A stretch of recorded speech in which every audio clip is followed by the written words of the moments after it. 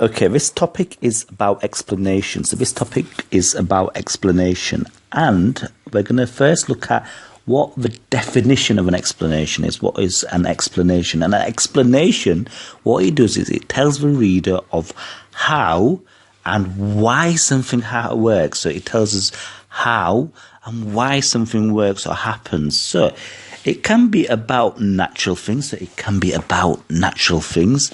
Or it could be, for example, volcanoes erupting, or it might be about mechanical things. So it might be about mechanical things. For example, how radios work. So how radios work. Now, the purpose is to explain. The purpose is to explain. Now, you should have a text plan. So you should have a text plan. And in the plan, you should have 5 things. So in the plan, you should have 5 things. And these 5 things are very, very important. So these 5 things are very, very important. And they are the title. So they are the title. The introduction. So that's the introduction. A paragraph. That's a paragraph describing the parts and or appearance of the subject or process to be explained. So I'll expand on this point further in an example, and I'll go into more detail so you get an idea of what this third point means. And with the 4th point is to have a paragraph explaining what something does. So it explains to you what something does. So when the reader reads it, it tells you why or how it works, and it's usually in a time order. So it'll have a sequence of time. It will be in an order which would be understandable because it will be organized in a time order. First, this happens. Second, that happens. Third, this happens. Fourth, that happens, and so on and so on. So you have then a concluding paragraph. You then have a concluding paragraph. Now, what you should do is you should focus on the language features. So in this type of writing, it's not just a matter of planning the text. It's not just about planning the text, but you should also have certain language features, and the language features that I will go through, I'll go through them one by one. And they are tenses. So one of the tenses is present tense. So say, if, for example, if you've got a verb, it may say ships carry goods. The word carry is in the present tense, whilst if you're writing about something that is historical or something which is in the past, then you're going to use past tense. And for example, if you have pirate ships were common, then the word were is past tense. The word were is past tense. Now, let's go to the next point. Now, the next point, so earlier point was tenses, and we talked about past and present. Now, what you need to know is to include time-based connectives. Time-based connectives. And these are connectives that start, let's say, have first, next, and finally. And they show you, the reader, the order in which things happen. Remember, the topic is explanation. So for the explanation, it needs to be in time-based connectives. First, next, and finally. So if we think about cause and effect connectives, to show how one thing makes something else happen, to show that how one thing makes it happen, what you do is you add cause and effect connectives such as, so that, in order to, because, this results in. So you could have as, so that, in order to, because, and this results in. In explanations, you should use technical vocabulary. So you should use technical vocabulary. Technical vocabulary is vocabulary which is relevant to that subject. So if it's to do with, say, biology, so there will be certain words like cell membrane and cells and they will, nucleus, which will be particular to that subject. So you may have a glossary at the end which explains what these words are, and it's important to use a glossary in these words. So, and that's important because when you use technical words, you should explain them. So a feature is to use a glossary to explain what these are. Now, how pirates attack. We're going to look at a text example, and we're going to explain how pirates attack. So, in brackets, you could have from how to be a successful pirate.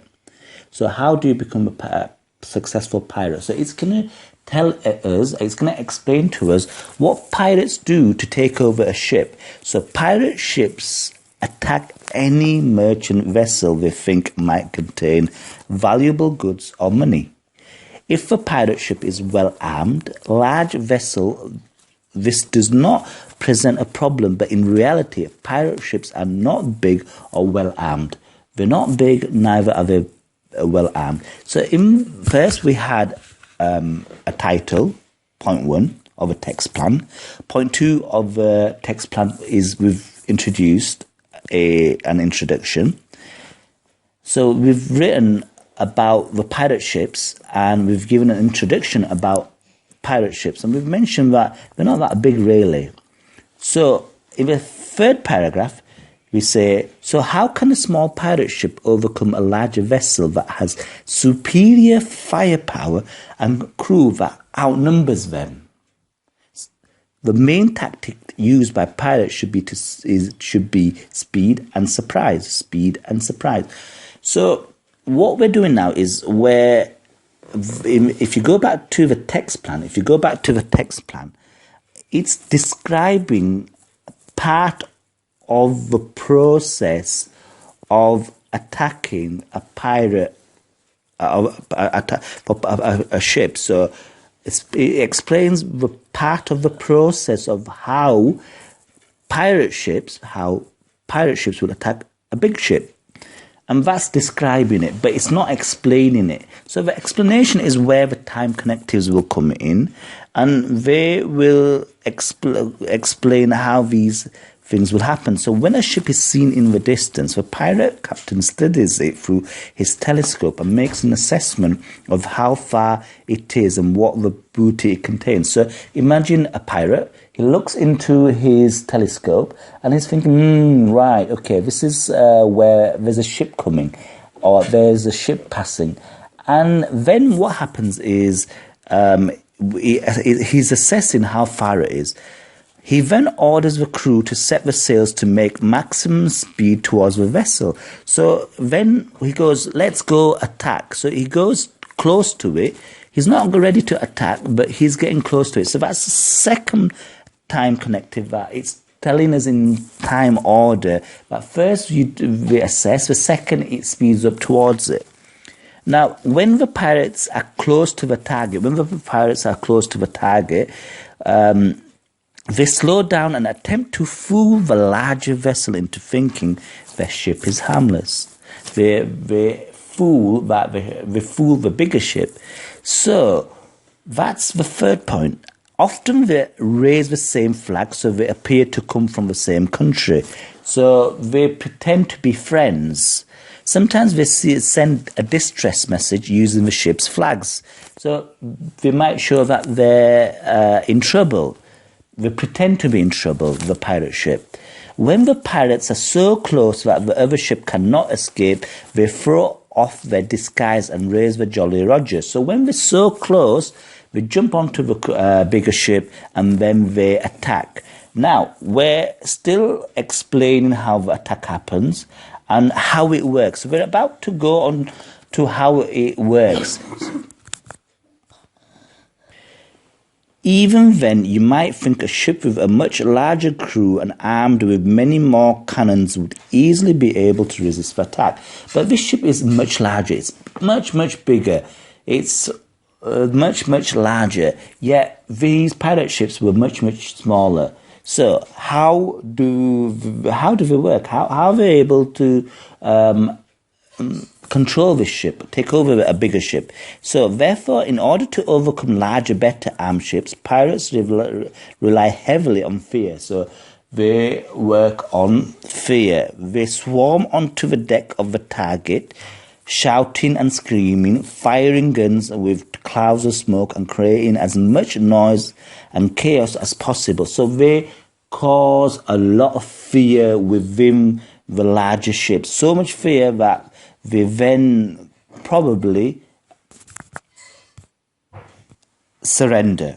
The famous pirate Blackbeard even has lighted fuses tied in his hair. He looks so fearsome that often crews surrender without putting up any fight at all.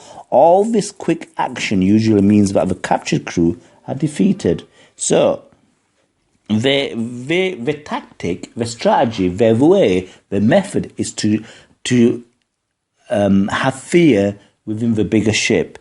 Next, the pirate captain offers a deal to the captives. They can join the pirates or be thrown overboard. It is not surprising that many captured seamen become pirates themselves. So, in the concluding paragraph, what they say is, okay, once they're captured, what happens next? And what happens next is that they either join the pirates or they get killed because they get thrown into the sea. And many pure captives, people, bigger ships that were captured, they themselves become pirates. And this is the way how to be a successful pirate. This has explained to us. So this is about explanation, how to do something. And this is how pirates used to control larger ships and used to take over them. So, and in this piece of writing, we used a range of time connectives. We looked at using cause and effect, and there was some technical vocabulary to do with sailing, and the typical style was a passive voice, and you've got to remember to use a variety of different sentence sizes. So basically simple sentences, compound sentences, complex sentences. And explanations can be in the form of, they need to be in a particular order, and it needs to be very, very clear. So there was a title, there was an introduction, the third paragraph, the second paragraph explained about how it works, and it explained parts of the process, and then it went into explaining how a pirate ship attacks a larger ship, and then what happens to the captives. So these are ways